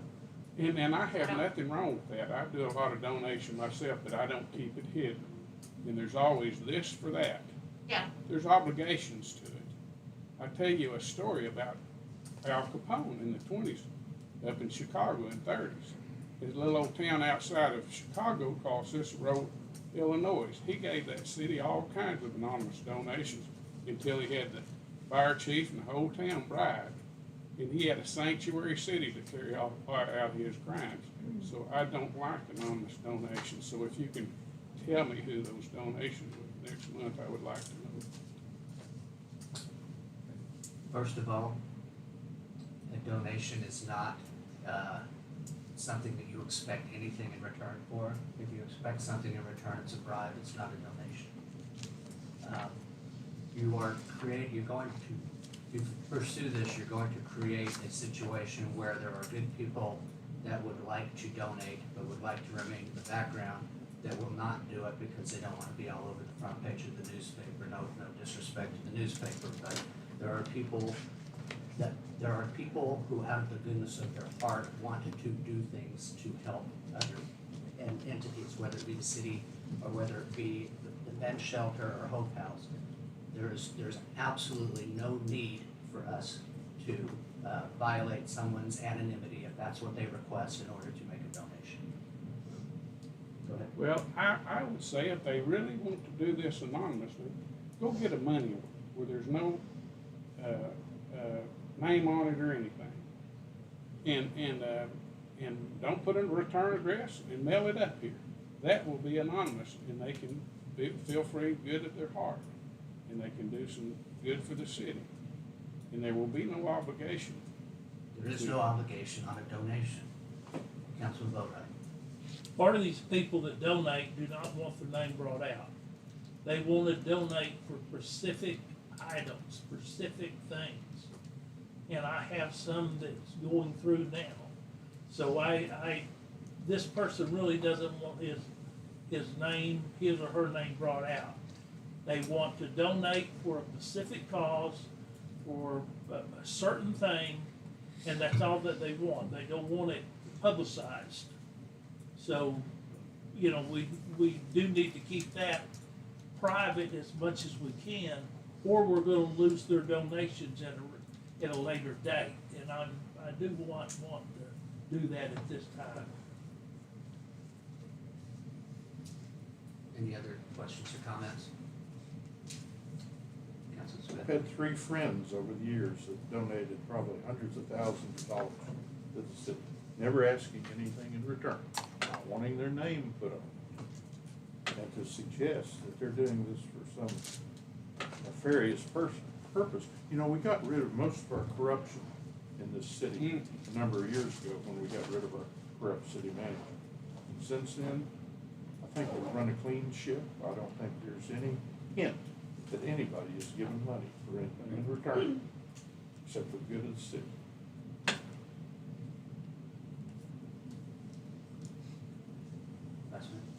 Make a motion to approve. I'll second that. Second, Councilman Rowe. Any further discussion?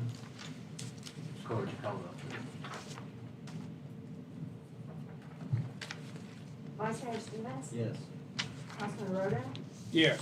Pritchard? Yes. Smith? Yes. Boatright? Yes. Mayor? Yes, and the motion carries. This carries an emergency, so I take the motion in a second. Motion, Vice Mayor Stevens. I will second. Any further discussion? Cora, would you call the roll, please? Vice Mayor Stevens, Yes. Councilman Smith, Yes. Rhoda, Yes. Boatright, Yes. Pritchard, Yes. Mayor. Yes, and the motion carries. We're on to agenda item number 11, discussion.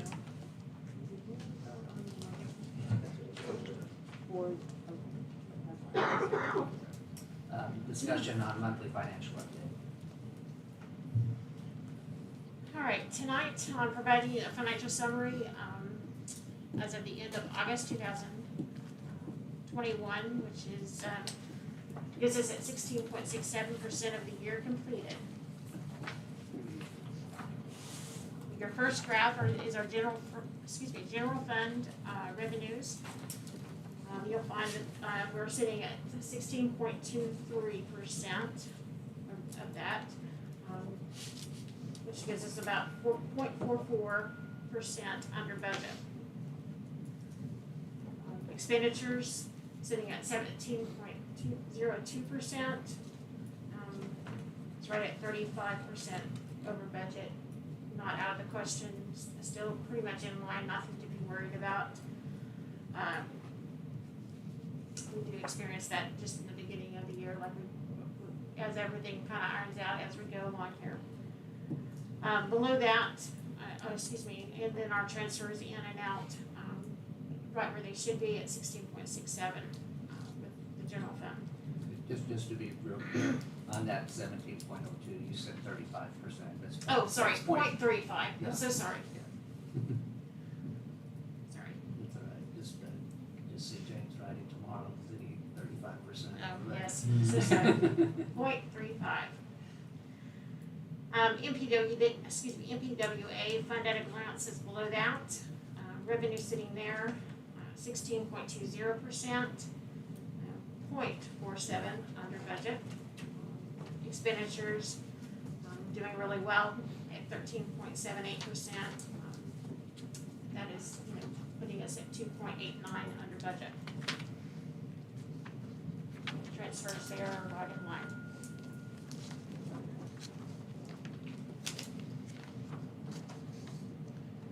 Next, you have your sales tax revenue. Like the state as a whole, and I've done a little bit of research on this, but as we continue to see an increase in sales tax, here we are reporting the 2% collected collections that are going to our general fund in the amount of $693,341. It is a decrease, however, of $61,457 from the previous month, but we overall stand at 8.17% over budget.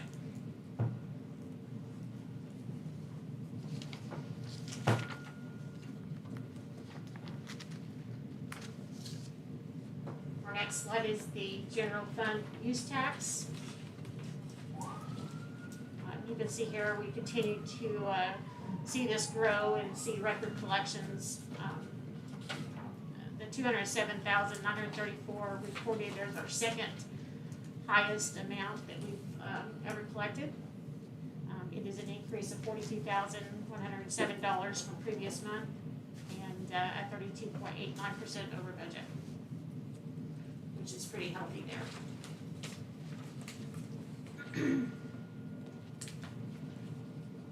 The next slide is your MPWA revenues.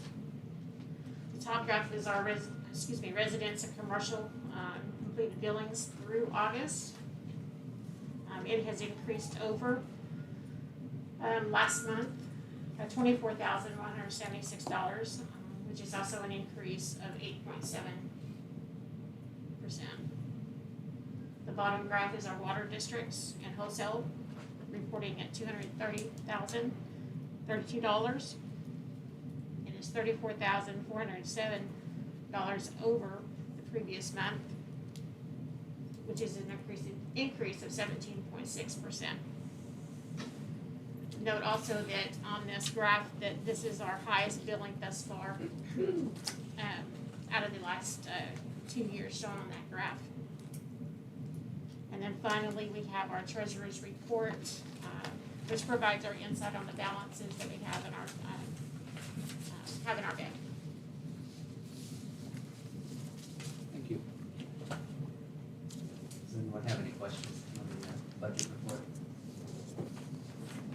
In case we'll move on to agenda item number 12, consider an act upon a resolution concerning coronavirus local fiscal recovery funds, ARPA funds, and authorizing the city manager to sign appropriate documents. You're up again. Yes, thank you, Mayor and Council. What we have tonight is, on the recommendation of the Oklahoma Municipal League, that we pass a resolution authorizing the city manager to execute the program documents. It is an action we already took back in June, but we're just doing it in a different format. So this is just essentially us accepting the money. That's right, sir. Any questions or comments? I would make a motion to approve. Is there a second? Second, Councilman Smith. Any further discussion? Cora, would you call it? Councilman Smith? Yes. Roden?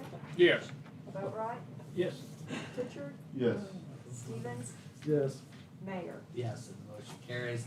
We're on to agenda item number 13, consider an act upon accepting the bid amount of $214,073 from RJR Enterprises Incorporated, and authorize the mayor to sign a notice of award and contract for the Hunter Park Splash Pad Installation Project, RFP number 2021-005. Mr. Benson. Yes, this is for a park up at, or a splash pad up at Hunter Park. This project started close to a year ago with a lot of enthusiasm from the community for improvements to that park and the splash pad. The handouts I just gave you, we'll go over here in just a second. But, this park will be paid for with tourism funds. We had, I think, $180,000 carried over from last year. It's would take care of most of this. We had a committee work on all the bid specs from what we learned from Leadership Park that we just opened within the last couple months.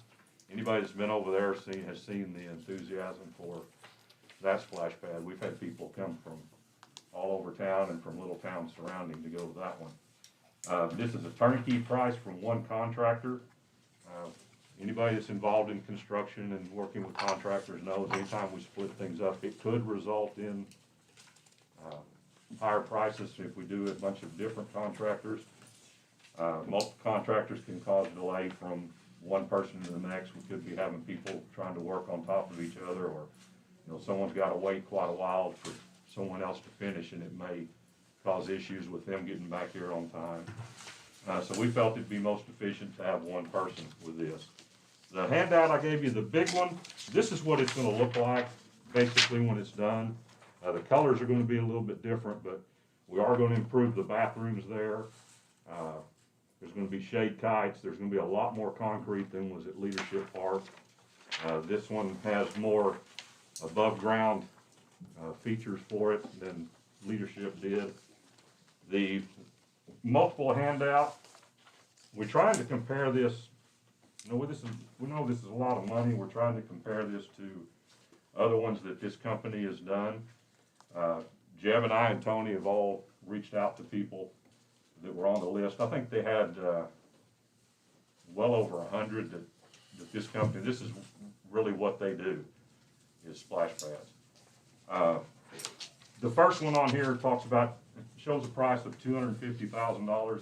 This has a 35-foot radius, and our park has a 40-foot radius of just the splash pad itself, and that's not including all the other concrete that's there that you saw in that one picture that goes under the shade kites and everything else. This was from Batesville, Arkansas. The second page is from Maumelle, Arkansas. It is less money, but if you look down, this is a toddler park. There were 3 above ground features and the rest of them jets, so there's really not a whole lot this doesn't compare to our 7 above ground features. They ended up spending $220,000 overall. They had a couple other things that they did along with it. The next one's Belleville, Kansas, and if you look at the next page where it says proposal, it has all the numbers on it. The reason I left this one in there, and I know it shows $74,000, but if you look at just the parts to the splash pad itself was $18,000. And if you also look at the date, this was 2015 when it started, and they completed it in 16. So $18,000 worth of jets and above ground features. Ours is $49,500 for just the parts to it alone. So that's triple the price there, and you know, with 5 or 6 years from when this one was built, you know, if we tripled the price on the rest of it, we're gonna be really close to what we're looking at on this one. The next one in Miami, I know it is a lot of money. It was close to $600,000, but they have not double the features that we do. And there was a little bit of other stuff along with this, but mostly this was splash pad, and we're looking at close to $600,000 on it. And then the last one is a representation of what our park's gonna look like. It's the same as what we've got on the sign behind me. Jeb's gonna talk about some of the technical aspects of it, as far as why, you know, how they reached the amounts that they got on some of their bids, so. And then I've got another thing I'll talk about when he's done. So, on our splash pad, so, you know, like Doug was saying, we have a 40-foot splash pad. But we're actually, gonna be pouring, 4,478 yards of concrete. We're trying to reuse the existing wading pool as a base to pour a pad on. They will go in and cut the concrete, lay in the new feed lines that feed those features. They have to, when they lay those lines in, they have to pitch them a specific pitch, so in the wintertime, they can be drained, okay? They, once they go in, they'll have to raise a drain out of the center of the splash pad to be able to hook on and have everything drain out on the splash area. We're also gonna go into the bathrooms, rehab the bathrooms, ADA doors. We have to, in the control, what I'll call the control room of the, for the splash pad, they're gonna have to go in and we're gonna excavate that floor out. We have to put a drain, like a drain vault. So in the wintertime, when it's all done, they can take everything apart. It'll all gravity feed back into that vault. We'll pump it out, and we don't have issues with freezing lines, freezing pipes, damaged features. The bathrooms, again, they'll go in and repair the drains in the bathrooms. We'll have new toilets. We're going to use stainless steel. Have new toilets, new plumbing. You know, everything will be taken care of. So it's a turnkey project. Then they'll go in and power wash everything, power wash it all down, repair any holes. It'll all be patched, and then they'll come back and you know, paint everything to the color scheme that we would like. Okay. Yes, sir. Are we leaving the existing bathrooms as they are? Are we redoing the outside, or We're are gonna we doing anything? We're except gonna reuse the inside? existing building, basically the existing design that it is now. We will go in and gut everything out of it. Then we will install the ADA doors on it, the 36-inch disability doors. And then we'll go in and redo the plumbing inside, set the new fixtures, and basically we're gonna have a brand new bathroom. We're gonna raise the floors up in those as well, because one of the issues that we found at Leadership Park was the pitch of everything there. A lot of that water would run into that bathroom. And so we're trying to make sure that we get it elevated so we can keep the floors dry, you know, the best they can, and not have, you know, runoff and, you know, anything like that getting in on the bathroom floors. So actually, the pool drain in the middle is just gonna be raised up and fill that They'll fill pool in and then pour on top of it. right on top of it. And the pool, the old wading pool will actually become the base of the splash pad. We think it'll give us a good base, should protect it, and keep it from cracking as much as we possibly can. Are they using post-tension slab, or are they pouring concrete and rebar, or how they? we're going to use concrete, and then they're going to mix fiber, and I think we're going to do fiber inside that concrete. And then our dyes and whatnot. Councilor Smith? I didn't notice any other bids in here. We sent out notices to 15 contractors, 15 different contractors that from Vortex, the company that provides the apparatuses. And we had a pre-bid meeting, and we had 2 contractors show up at the pre-bid meeting, and we only received 1 bid. That was this one. So. And so based on these other installations, you feel like the price is reasonable? Yeah, based on what we've looked at from what they've done, it's pretty close one way or the other, whether we're a little low or a little high than some of the other ones, so. But it'll. Councilor Pritchard? What did y'all think it was gonna cost before you got the bid? I'll tell you my opinion. I thought we would be close to 2. That's what I thought. And so, to me, I don't think this is outside the norm. I really don't, because there's a lot of work here. There's a lot of work to wire everything up. You know, put the control manifolds in. They have, you know, DC power control valves. You know, you have pressure regulating valves. You have main shutoff valve. You have your lines out, being able to drain it back. You know, as well as the work on the bathroom, ADA door, and, you know, 4,400, almost 4,500, you know, square feet of concrete's a lot. But it'll be a quality pad. It'll be something to be proud of. Mr. Basinger, you had something to add, didn't you? Well, yeah, you know, this park's gonna draw a lot more people to it than any of the other ones, I think. It's very visible. You can see it from Carl Albert, you can see it from going down the highway. Once it gets on Facebook, it's gonna be crazy. But this serves, you know, we talked about this before. Within a half-mile radius, there's 108 public housing units. With that last count, had 107 children. That's not counting the other houses in that same area. So we're looking at serving a lot of kids from this, people coming from all over town. And the one we had when we opened the leadership park, there were people there from Alderson that brought their kids. Went and got dinner and came over there and had a picnic, and they played in the splash pad. So you know, our recommendation is that we accept the bid in the amount of $214,000. Fell left out, I wouldn't have thought to. Yeah, It kills me. Mine's maybe more of a comment and then a suggestion, and then you take and do what you want with it. I love doing stuff in our parks. I'm a big fan of it. I think that's what I always preach every time I'm up here. I think I'd rather do that than just about anything that we do for the most part. When we do these big investments and we spend all this money, and it's a great thing for our community and our kids and everything else, I would encourage y'all to take a look at how can we get people to do more things there.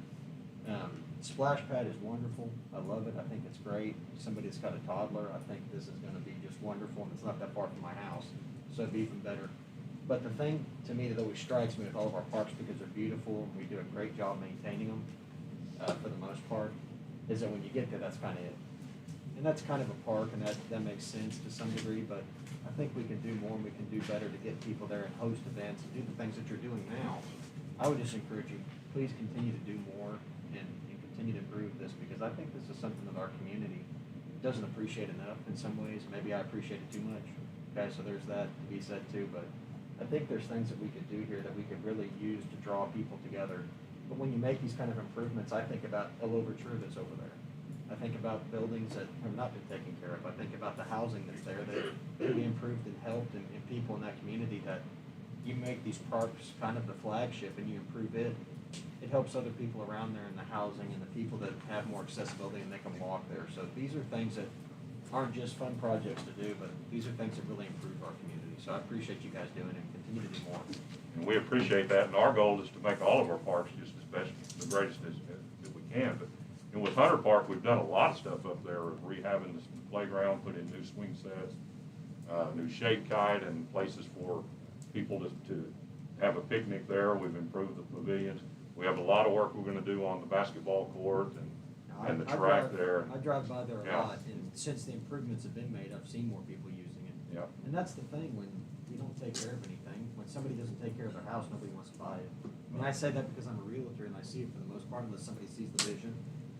Councilman, boat rider go in there and buy it, fix it up, and he'll sell it to somebody else. I'm But I glad to mean- see a lot of this stuff happen in these parks. Yeah, I do too. I know that we're kind of kindred spirits Yeah, in that way, but I feel I just glad to think, see those things yeah, get I think these are things for that these kids. they've been neglected in some parts of the community. I love that we're spreading out and doing more, and I would encourage you guys when you do this, I know that you take a lot of pride in it, but you do a lot of good more than we give you credit for when we do these things, because I remember around Mike Deek and Sertoma and down there, as you've continued to plant more and do things there, that whole area is transformed, you know, and there's kids that are taking advantage of families and everybody in between, so I'm proud of the work that you guys do, thank you. Thank you very much. We appreciate all your support too, so. Any other questions? How long do we expect for this project to take? I don't know an exact timeline, because it would depend, they said, what, 4 to 6 weeks lead time to get started, and we would certainly have this open before next season. So, yeah, we could open this one as soon as. Next summer? Well, yeah, or earlier. I think they should be done well before. I don't know so, but I'm spring, just yeah. saying, at least we can have it open for next summer. Oh, yes. For all those kids that's up there in that neighborhood that don't have anything to do, Yes, sir, we can. so. Yeah, I don't think you could have came up with a better spot for the splash pad because of the governmental housing there. There's a lot of people that don't have transportation, that they could go over to Leadership Park or to Jeff Lee Pool or anything like that. It will be very accessible, which is something Vice Mayor mentioned as well. That, I think this is a tremendous idea, and I commend you guys on this. You know, when the summer feeding program happens, that's one of the locations for the summer feeding program too, so. You know, those kids are gonna be there and they're gonna be able to eat and play, so. We're real excited about it. Sounds like everybody's for it. Does anybody want to make a motion? A motion by Mayor Stevens, second Councilman Smith. Any further discussion? Court, would you call the roll, please? Vice Mayor Stevens? Yes. Councilman Smith? Yes. Roden? Yes. Boatright? Yes. Pritchard? Yes. Mayor? Yes, and the motion carries. Thank you. Move on to agenda item number 14, consider an act to approve a resolution and proclamation setting the date of Tuesday, February 8th, 2022 for a special election to fill the Ward 3 vacancy and set the candidate filing period. Would you like to address this? Honorable Mayor, members of the council, as you're aware, the McAllister City Charter requires that we hold a special election to fill a vacancy if the unexpired term is at least a year. It requires we do have the first available time. This date in February of 2022 is the first available time. So that is when the charter mandates that we have that election. The filing period will be Monday, December 27th at 8 in the morning, stretching for 3 days, ending on Wednesday, December 29th at 5 p.m. We had something similar at our last meeting, and this is clarifying and getting the correct dates in. That's correct, Mayor. I appreciate the clarification, and as a note to both the council and the public generally who might be wanting to run for this position, this will be the first election, and the calendar will be subject to the state's new municipal campaign finance laws. So they will be subject to the same finance reporting requirements as state officials, so rush up. Council Pritchard. Have the city attorney, have you looked at when we can hold the 2, 4, 6 ward elections? Yes, Councilman, I expect to have a written opinion to you by your next city council meeting. Additional follow-up question here. So this resolution has the precincts we plan to use for this election, which makes me think that we're planning to use the existing ward boundaries. Is that correct? As we do not have, as we have yet to change the ward boundaries at this time, that's the understanding, Council. Well, so I don't know who I'm asking this to. What ward boundaries will we use? Who's in charge of this? Are we in charge of that? I'm looking at y'all. You set the names, we're gonna set the meeting for next week. Okay. I expect that once we get the ward committee, the initial meeting, Yeah. those those 6 members will pick a 7th member to chair them. And I talked to Representative Grego, because the state will help with the redrawing of the maps and everything like that, and they said they could move on it pretty quickly. They said that they need to have their work done by November, if that gives you any idea. So we would have, they have to have theirs done. We do not have to approve them in November, but they should have the information ready for us in November. So it will essentially be up to us as to which way we go. So how soon before an election can we change the wards? Does anybody know that? I've read it once, but I don't remember what it is. It seems like we kind of went through this the last election as well. Because the election board was letting people walk in and be like, where do you live? I'm in 3rd ward, it was now 2nd ward, so I mean, there was a lot of confusion, it seems like to me. Yeah, it goes way back, because I ended up in court over it. Because people were voting where they thought was in 3rd ward, that actually wasn't in 3rd ward. I mean, I think this election is less, I mean, I would like to use the new ward boundaries, but this one I care less about because, I mean, there's gonna be another 3rd ward, the regular 3rd ward election in 2024. But I wanna get the 2, 4, and 6 correct wards because if you don't do that, there's potential that people aren't gonna get to vote for their council member for a long time. Yeah. With this redistricting, all the other wards, they've picked their designee to do that, his 4th ward. They did, but 4th ward did not have a member, so I asked Pastor Prince, Northgate Baptist, to Remind me, is the election for the charter changes, is that the November election, so we don't have to wait this long the next time? We actually haven't sent the charter changes on it. We were going, I think we were going to go with putting them on with the wards 2, 4, and 6 elections, just to have a better turnout on it. Of course, we don't know when that So next those are spring. gonna be. Next spring would that be, that's what we're talking about, right? Yes, yeah. And I would, from the discussion that I had today with the state, I would anticipate that we would have the wards changed prior to the February election. But of course, that would depend on if we can. They gotta be changed prior to the filing of the Yeah. election, whatever that is. So they're going to be done by November, so it'll be up to us as to whether we adapt or adopt them.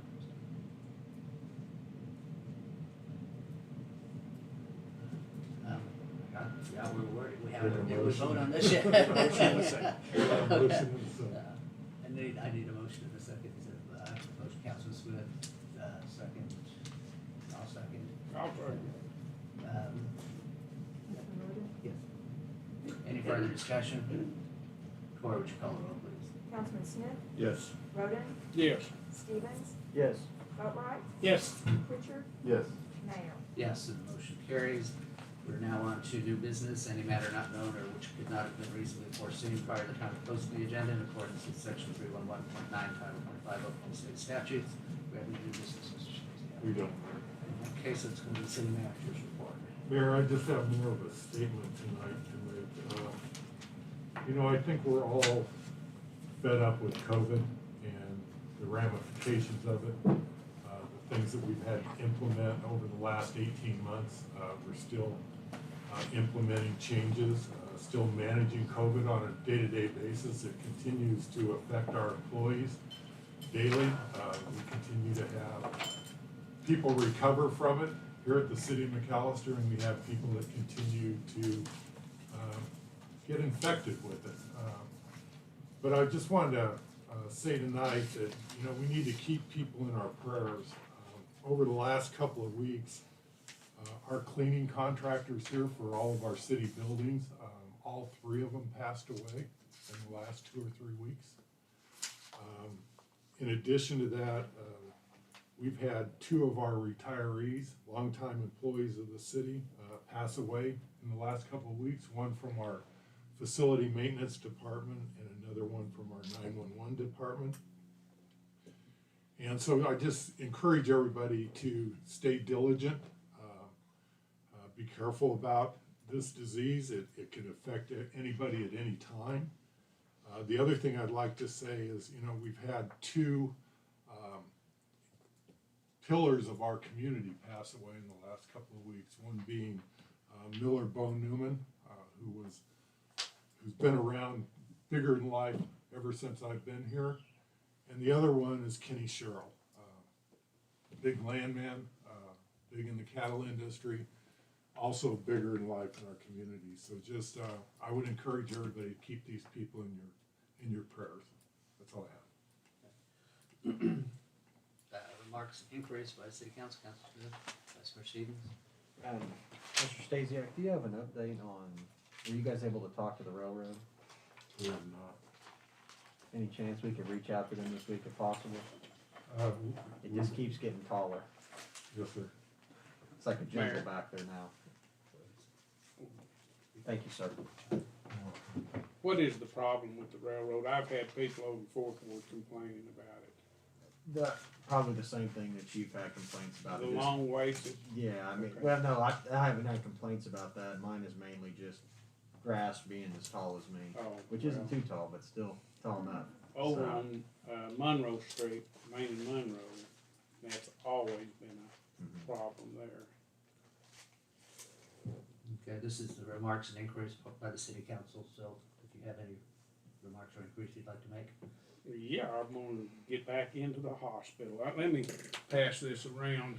This is I've started reading some of the minutes from the hospital, and that's where I found out about these nursing homes and stuff. And you were talking about getting people on the board. Now, how are you referring to that? People, just pass them on the, Yeah. they've got them. They got We've got what? Oh, okay. You're looking for people of higher intelligence or something like that. How did you put that? I didn't put it like that. Okay, I know, but I'm. No, I said it's hard to get Barely people cut through the on there. I said I had an exemplary candidate that I could not put on there because. There's your good one right there, and that, brown right there. There isn't any openings right now. Yeah, I know, but when you need one, right there he is, and Donna Stewart was in here, you don't have to go outside the city limits and stuff. Now, you know about those, nursing homes that the hospital are involved in, and I'm not trying to be, that's just what I call them and stuff. But, what kind of exemplary brain would get involved with something like that? They're dogs. They're losing money.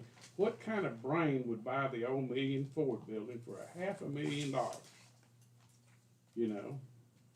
Well, I would suggest that you make yourself familiar with the people that are on that board before you start implying that they're not very intelligent. Well, just read the minutes and stuff.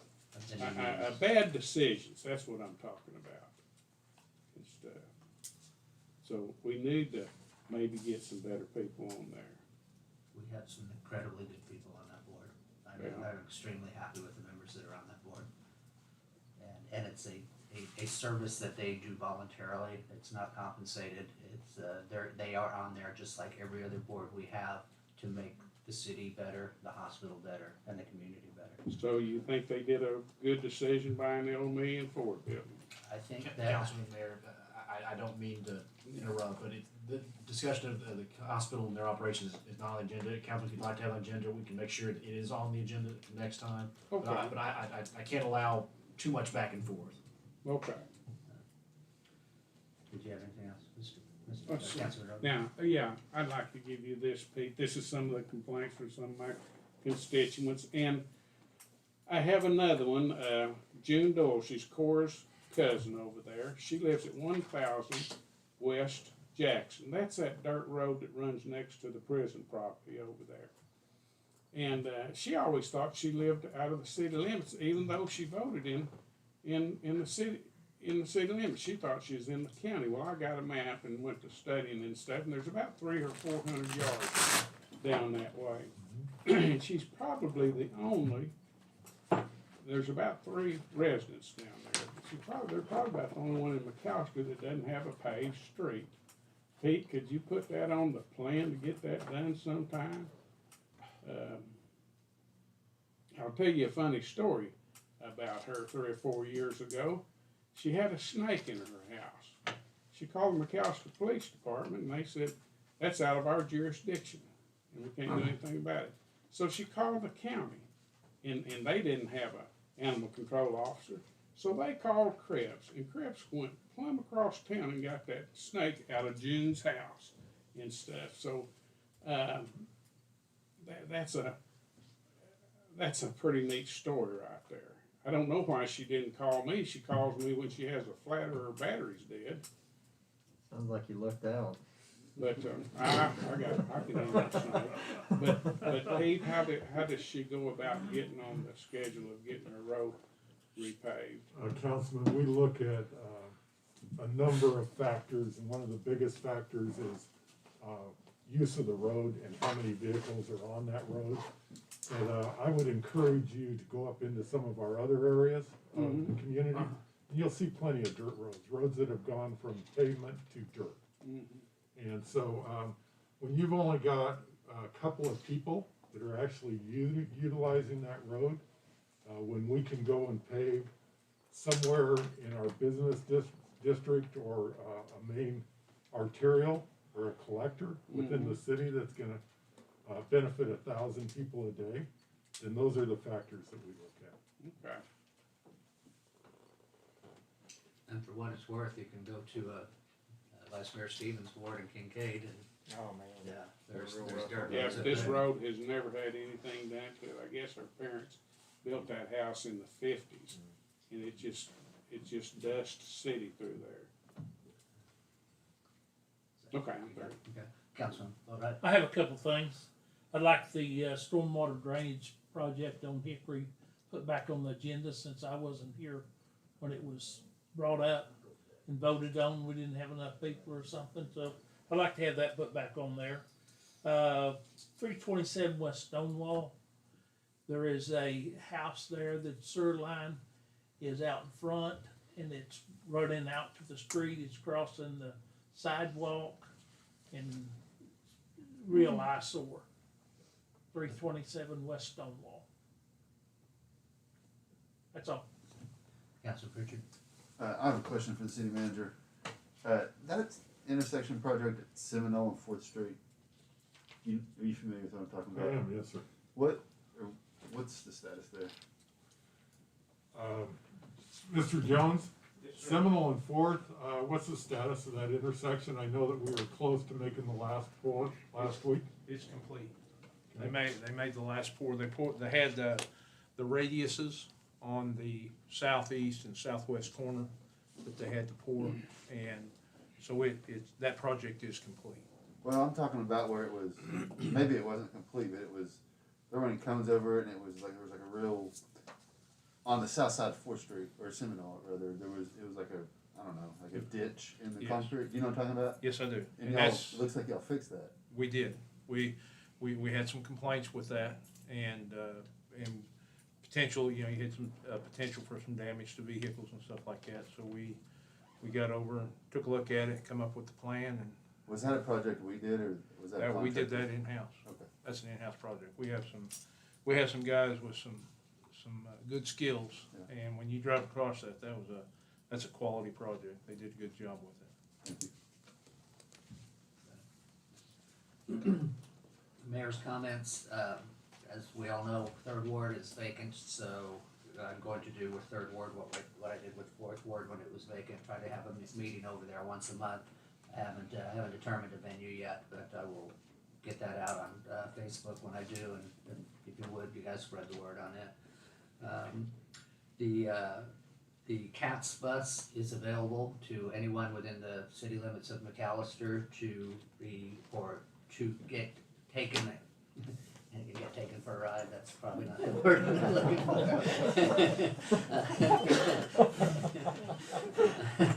Let me start all over. Transportation services. Yes. if you live within the city of McAllister and you need a ride to get a vaccination, the Cats Bus is available at no charge to any citizen within the city limits. With that, I am going to, once again, as I do at every meeting, ask people to please get vaccinated and please, do due diligence. We've got, as the city manager alluded to, we've had way too many people die from this. All of the science shows it works. You can believe whatever you want, but science is science, facts are facts, it don't change, it works, get vaccinated. Do it for your family, do it not for yourself. With that, we will recess the council meeting, and I would take a motion to convene as McAllister Airport Authority, motion to include approval of the statement from September 14th, 2021, regular meeting of the McAllister Airport Authority, confirm action taken on city council agenda item B, D, E, 2, and to adjourn. Motion Councilman Smith, second Vice Mayor Stevens, any discussion? Corge, call the roll, please. Councilman Smith, Yes. Stevens, Yes. Roden, Yeah. Boatright, Yes. Pritchard, Yes. Mayor. Yes, and the motion carries. I would now take a motion to convene as McAllister Public Works Authority, motion to include approval of the statement of the September 14th, 2021 regular meeting, McAllister Public Works Authority, confirm action taken on city council agenda item B, D, E, 3, 4, 7, 8, 9, 10, and to adjourn. Motion Councilman Smith, second Councilman Boatright, any discussion? Corge, call the roll, please. Councilman Smith, Yes. Boatright, Yes. Stevens, Yes. Roden, Yes. Pritchard, Yes. Mayor. Yes, and the motion carries. I now take a motion to convene as McAllister Retirement Trust Authority.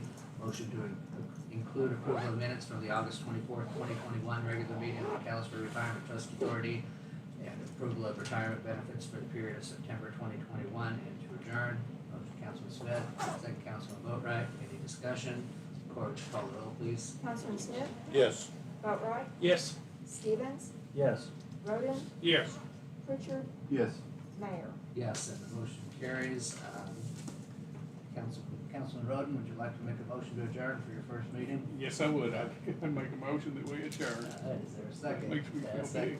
Second, Councilman Boatright. Any discussion? Corge, call the roll, please. Councilman Roden, Yes. Boatright, Yes. Pritchard, Yes. Smith, Yes. Stevens, Yes. Mayor.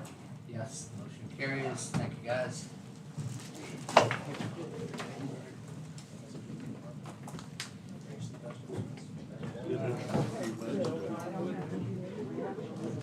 Give me any heartburn whatsoever.